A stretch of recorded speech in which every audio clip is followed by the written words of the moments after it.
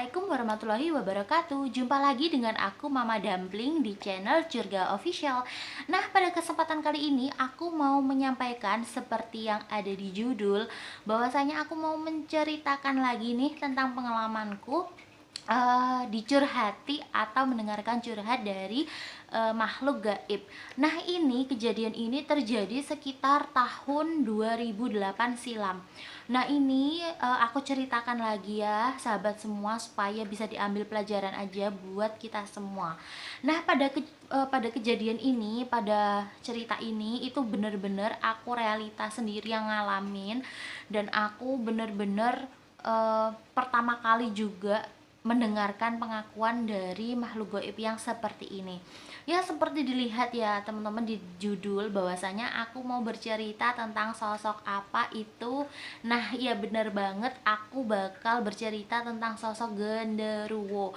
Nah, kalau teman-teman semua, sahabat semua mendengar nih atau melihat gambar yang biasanya orang-orang sering sebut sebagai genderuwo, itu kan pasti kayak sesuatu yang mencekam, sesuatu yang menakutkan, sesuatu yang mengerikan, sesuatu yang jahat.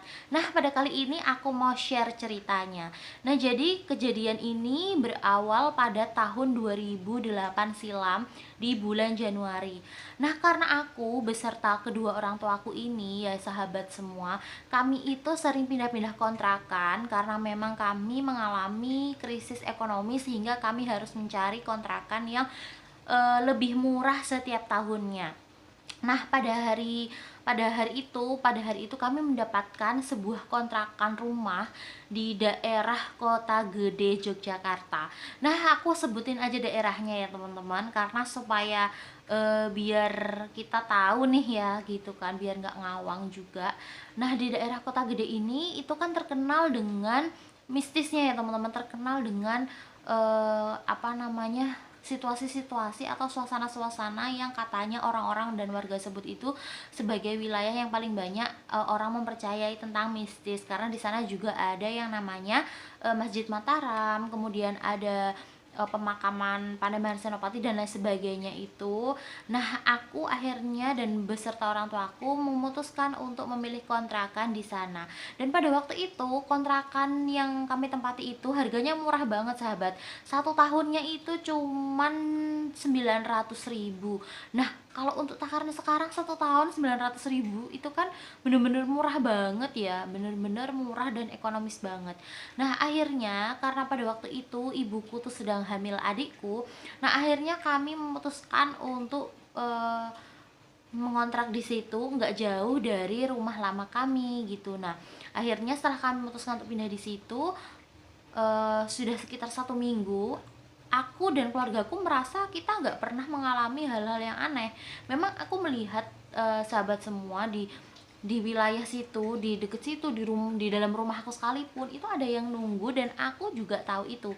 Tapi aku merasa itu bukan sesuatu yang aneh buat aku, karena memang aku udah biasa melihat mereka sejak aku masih kecil. Nah, waktu itu aku kelas 4 SD ya teman-teman, aku kelas 4 SD.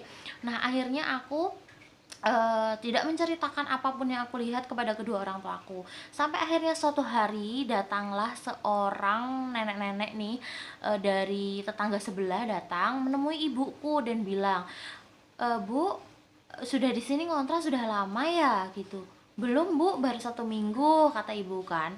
Terus, kok berani ya ngontrak di sini? Rumah ini tuh sudah kosong lama loh, tapi sering terdengar bunyi-bunyi gitu. Jadi seperti ada, seolah-olah ada kehidupan di rumah itu, padahal nggak ada kehidupan sama sekali karena memang nggak ada yang nempatin dan rumah ini sudah kosong sudah lama. Tapi kok ibu mau ngontrak di sini katanya. Terus ibuku berpikir bahwasanya, oh enggak Bu, kami di sini baru 1 minggu, belum lama. Nah, terus kami juga di sini eh, cuma bertiga, jadi kalau malam kalau kami istirahat ya nggak ada aktivitas apapun kayak gitu. Nah, akhirnya besoknya itu ayahku juga didatengin nih sama salah satu bapak-bapak RT, yang kemudian dia tanya, kenapa kok mau ngontrak di situ? Rumah itu tuh sudah terkenal angker karena sudah kosong selama 20 tahun. Nah, 20 tahun dikontrakin itu setelah laku ditempatin, satu hari orangnya pindah, satu hari orangnya pindah. Nah, akhirnya si pemilik kontrakan ini nggak menggunakan label dikontrakkan lagi, tapi ya sudahlah, siapa yang menempati di situ bayar aja seikhlasnya. Nah, akhirnya keluarga aku ini, ayah dan ibuku memutuskan untuk bayar 900.000 per tahun. Nah, tapi karena orang-orang ini beranggapan bahwasanya tempat itu adalah angker, kami pengen membuktikan ya kan. Nah, kami mencari gitu malam-malam, kami nggak tidur gitu ya. Ya memang karena keluargaku ini tuh seneng banget ketika ada orang bercerita tentang goib gitu ya, sahabat semua itu selalu pengen membuktikan sendiri apa iya gitu kan. Nah, ternyata nggak ada apa-apa. Nah, akhirnya pada suatu hari aku melihat sosok besar, tinggi, berbulu lebat banget. Dia itu malah ada di depan pintu rumahku. Nah, aku bertanya, "Loh, kamu kok kamu di sini? Kamu kenapa di sini?" gitu. "Kemarin kamu kemana? Kok nggak ada?" Aku tanya gitu. Nah, terus si genderuwo ini, sosok genderuwo ini yang besar tinggi tadi menjawab, "Iya, kemarin aku habis pergi dari rumah saudaraku." Nah, ternyata aku baru tahu sahabat semua bahwasanya makhluk-makhluk gaib seperti itu juga memiliki keluarga sama dengan kita. Nah, akhirnya dia meninggalkan rumah kontrakanku ini yang biasa dia jaga selama 1 minggu. Jadi selama aku tinggal di situ, aku baru pertama kali ketemu dengan dia itu di hari ke-8 setelah aku menempati rumah itu. Nah, dia bercerita, "Kamu kenapa nggak takut dengan aku?" Dia bertanya. Nah, terus aku jawab, "Enggak, karena aku merasa ya kamu bisa diajak bicara, berarti kamu adalah orang yang baik," kata aku. Nah, terus akhirnya aku bertanya kepada dia, kenapa setiap hari orang-orang di sekitar rumahku itu, di sekitar kampung situ itu selalu takut lewat rumah sini ketika di atas jam 9 malam. Nah, terus dia bilang bahwasanya memang benar, sudah selama 50 tahun dia menduduki rumah itu, menunggu rumah itu 50 tahun. Nah, tapi sebelumnya itu yang menjaga rumah itu adalah kakeknya si genderuwo ini tadi. Nah, tapi ternyata karena kakeknya sudah ditempatkan di tempat yang baru, dia pindah ke tempat yang baru, akhirnya jagalah si genderuwo ini, si genderuwo temanku ini untuk 50 tahun gitu menjaga di situ. Nah, akhirnya dia menceritakan nih kenapa kok orang-orang pada takut. Nah, ternyata di wilayah situ teman-teman, di wilayah tempat aku kontrak itu ada 2 genderuwo. Nah, yang satu genderuwo ini dia nungguin di depan rumahku, di depan, bener-bener di depan rumahku banget. Nah, yang satunya lagi ini di seberang jalan depan rumahku, dimana di situ ada pendopo tua yang udah nggak kepakai juga cukup lama, tapi terkadang masih sering dipakai untuk sanggar tari anak-anak. Nah, setiap 1 minggu sekali itu selalu dipakai gunakan untuk tari tradisional anak-anak.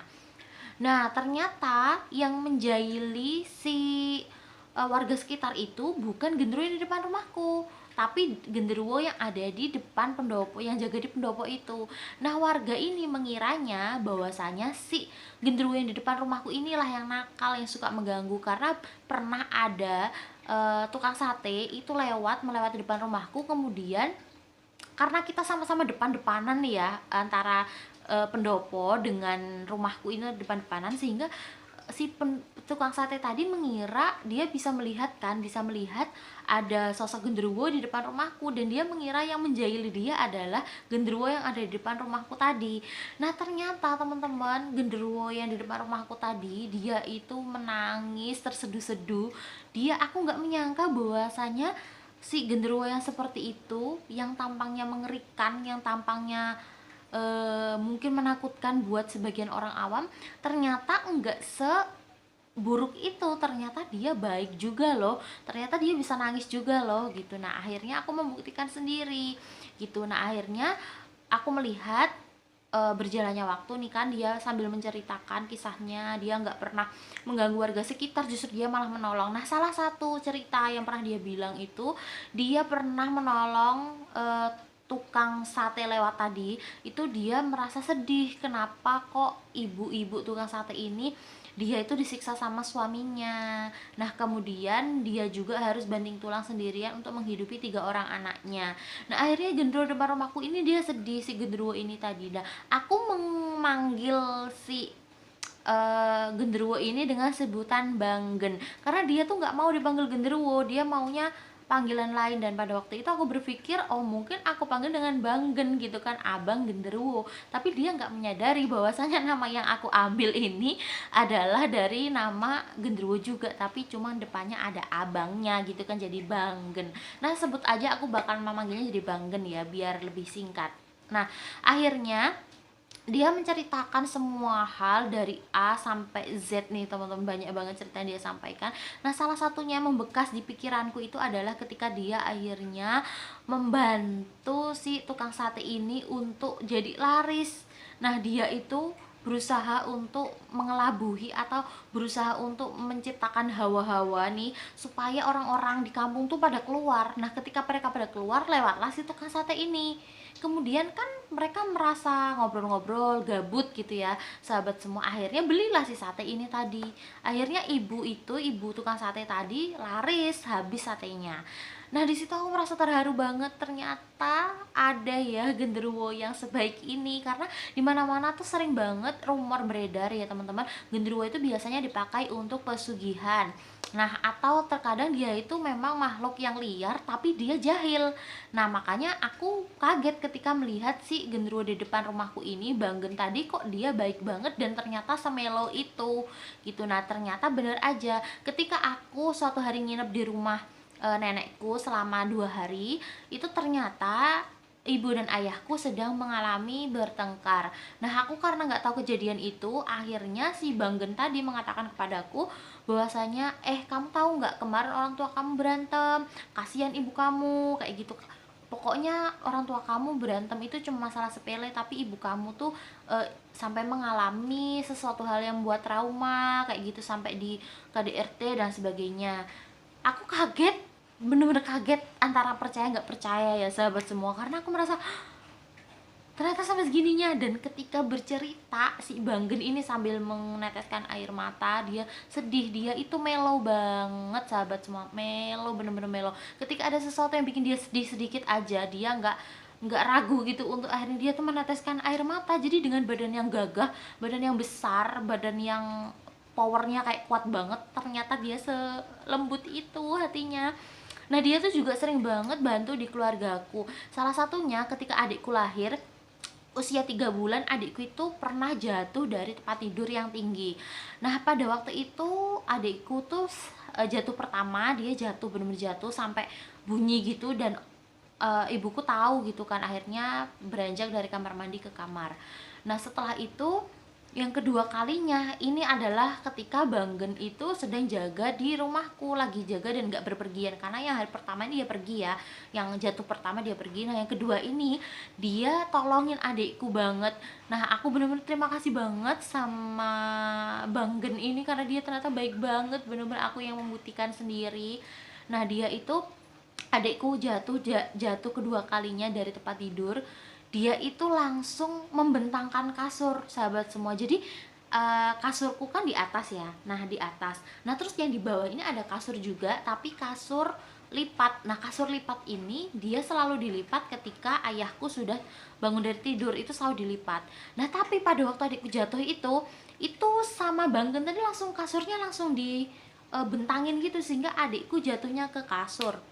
Nah sontak saja ibuku kaget melihat bahwasanya, loh kok kasurnya jadi kebuka, padahal kasurnya tuh dilipat dan diberdirikan, kok bisa jadi rapi seperti ini, bisa jadi kayak sesuai tempat gitu loh sahabat. Jadi bener-bener kayak tempat tidur ayahku waktu mau tidur gitu. Tapi padahal ibuku sudah nyapu, sudah ngepel, sudah istilahnya kasur itu sudah dilipat gitu, tapi kok bisa lagi kembali lagi seperti semula dan adikku jatuh di situ di bawahnya.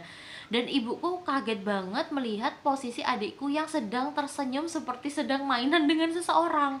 Nah akhirnya ibuku menceritakan kepadaku dan aku bertanyalah kepada Banggen. Ternyata Banggen inilah yang menolong adikku ketika jatuh tadi. Nah terus kemudian beberapa orang pintar juga itu mengatakan bahwasanya di tempat kamu ada yang nunggu loh genderuwo, dia kadang suka ngikut kamu, tapi dia cuman lihat aja, cuman mantau aja sesekali kamu tuh sedang apa, dia nggak ganggu. Nah akhirnya aku percaya bahwasanya memang benar dan betul banget ada makhluk goib yang kelihatannya serem, yang katanya orang rumor-rumor dan mitos di masyarakat adalah makhluk yang jahat, makhluk yang membawa petaka. Ternyata nggak semuanya seperti itu ya teman-teman. Nah aku mau menyampaikan pesan moral dan pesan nasihat untuk kalian semua, untuk kita semua, supaya bisa jadi pegangan untuk kita semua, bahwasanya jangan sekali-kali kita memberikan label ataupun cap kepada siapapun, baik makhluk makhluk manusia ataupun makhluk goib, bahwasanya dia itu jahat ataupun dia terlalu baik. Jangan juga. Jadi kita sedang-sedang saja, kita berpikir sedang-sedang, semuanya dalam koridor yang sama, semua sedang, bisa jadi jahat, bisa jadi baik. Nah tapi jangan juga melihat sesuatu dari luarnya. Ketika luarnya tampangnya galak, tampangnya besar, terus lantas kita cap sebagai makhluk yang jahat. Terus ketika yang wujudnya cantik, wujudnya baik, itu kita anggap sebagai makhluk yang baik, padahal belum juga tentu seperti itu. Nah semoga kita semua bisa memilah dan memilih nih. Semoga kita tidak dengan mudah memberikan label kepada siapapun. Nah mungkin cukup sekian videoku kali ini, sambung di video besok lagi ya teman-teman. Assalamualaikum warahmatullahi wabarakatuh.